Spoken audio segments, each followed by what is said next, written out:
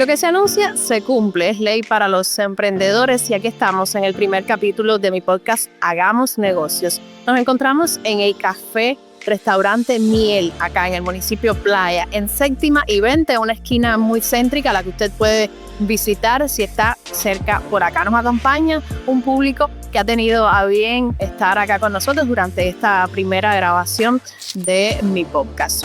Y bueno, ¿de qué va este podcast? Son conversaciones con hombres y mujeres de negocios, empresarios de éxito en Cuba, que han apostado por invertir tiempo, dinero y sueños.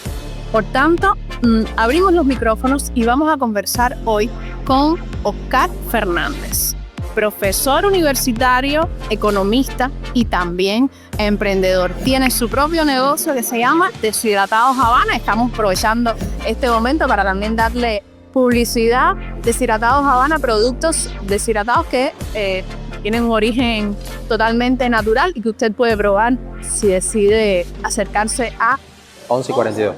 11:42. Entonces, profe, ¿por qué este primer capítulo con el profesor Oscar? Vamos a entender un poco el desarrollo de los negocios en Cuba. ¿Cómo surge lo que llamamos el cuentapropismo en Cuba? Mira, el cuentapropismo en Cuba yo creo que se puede asociar principalmente a los años 90, cuando cae una crisis profunda del país y se abren oportunidades, el gobierno abre oportunidades para que las personas puedan crear su propio pequeño emprendimiento, a lo que se llamó trabajadores por cuenta propia. La idea era que generaran empleo y que crearan una oferta alternativa, dado que la oferta estatal, que era omnipresente en ese momento, estaba cayendo en crisis. Esa es digamos, los orígenes. En los años 90, 94 en adelante ¿Y aproximadamente. qué tipos de negocio habían? Eran primero oficios básicos, en su mayoría, plomero, albañil, tal. También hubo transportistas, arrendadores y paladares, lo que llamamos las paladares, ¿no? La gastronomía. Creo que esos fueron los que más...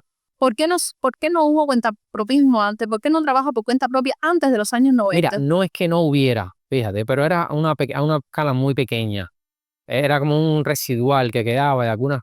Por ejemplo, yo recuerdo algunos barberos, algunos muy, muy puntuales, pero en realidad, en el año 89, el 95% de la fuerza de trabajo en Cuba, de los empleados en Cuba, eran trabajadores estatales.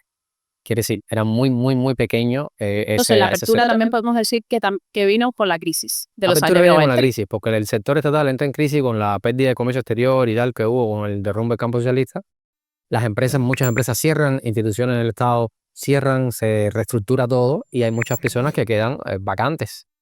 Hay una escasez de oferta. Entonces la respuesta, como parte de la política económica que se diseñó en aquel momento, incluyó abrir ese sector por primera vez en muchos años. Pero en los años 2000 hubo cierres de estos paladares, también hubo muchos más impuestos. ¿Cómo sobrevivieron estos negocios a ese contexto? Una cosa importante es que a mi entender, esto nunca se vio como la panacea. Esto siempre se entendió como un mal necesario. Eso es como que no queremos que se desarrollen mucho, pero hacen falta.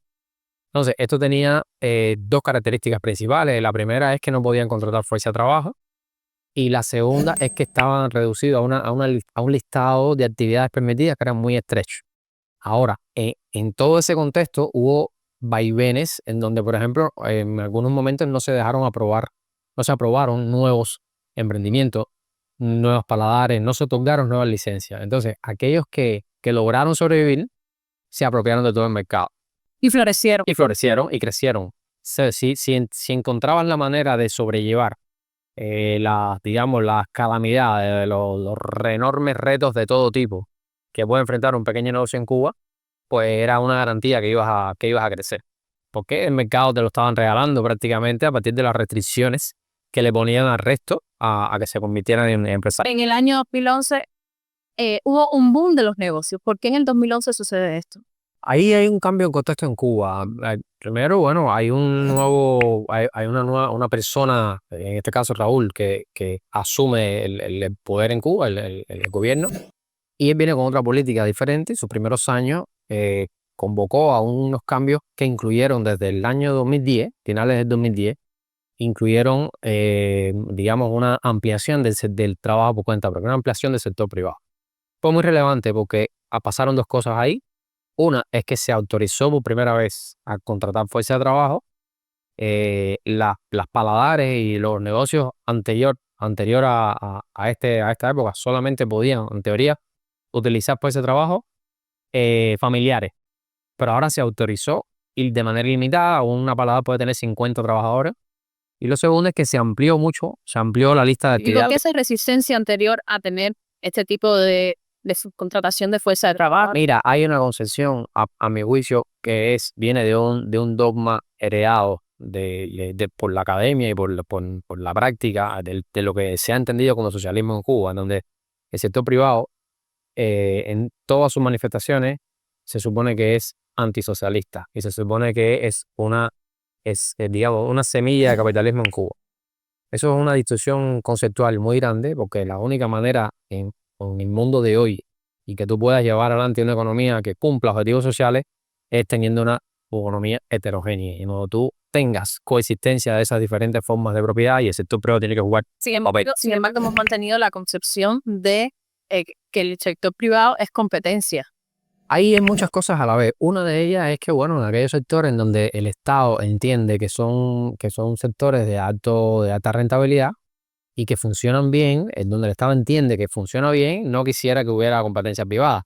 Igual es cuestionable, porque el privado puede entrar a esos sectores a complementar justamente las empresas estatales. Y a lo que le llaman el encadenamiento productivo. Exactamente, es muy sencillo. Tú, una empresa grande, nunca va a poder hacer todo lo que necesita para Y su necesita desarrollo. de otros para Necesitan servicios, muchas sobre pequeñas todo. empresas que vengan a cubrir un montón de necesidades. Y en Cuba hay un montón de brechas no cubiertas. Un montón de ofertas que no existen. El año 2011 me hablaste de la fuerza de trabajo, me hablas también de esa manera también siguen pequeñas empresas. En el 2011, en la práctica, surgieron pequeñas empresas porque les permitiste que contrataran fuerza de trabajo, pero no estaban reconocidas como tal. Seguían siendo trabajadores por cuenta propia que contrataban fuerza de trabajo. En la práctica eso ya eran pequeñas empresas. Después entonces que viene la otra etapa, en donde ya se formalizan como PIBU. 2021. 2021, exactamente. Pero de esta nueva etapa estaremos conversando con el profesor Oscar, que le agradecemos esta primera parte. De esta segunda parte estaremos hablando en un próximo encuentro muy pronto en mi podcast Hagamos Negocios.